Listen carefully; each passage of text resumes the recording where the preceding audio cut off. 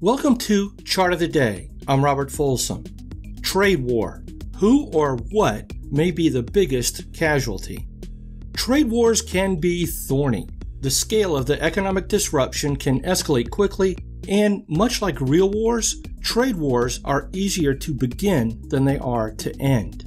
And here we offer a big picture perspective to consider what the biggest casualty may be in the trade war that's in the headlines right now. And this is a different perspective than what you'll see elsewhere. We begin with the U.S. stock market, yet this is not a major index like the Dow or S&P.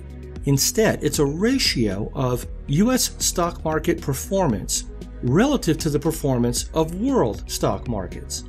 Note that this long-term look goes from 1970 through July of this year. So what does this have to do with trade or trade wars? Well, Murray Gunn, an economist and EWI analyst, explains that U.S. stocks relative to world stocks is a proxy for capital flows, that is, money moving to and from the U.S., which absolutely can be disrupted in a trade war. Capital flows also have a loose relationship with the U.S. dollar. And here's what that looks like.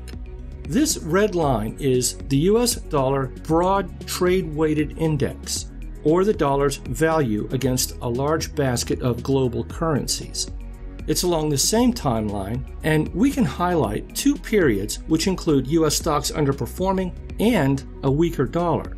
One, in the second half of the 1980s, and two, most of the decade beginning in 2000, which included two large bear markets. Both of these graphs show U.S. stocks and the dollar moving mostly higher over the past decade. What the casualties will be after a change in these trends speaks for itself. Please see below for more.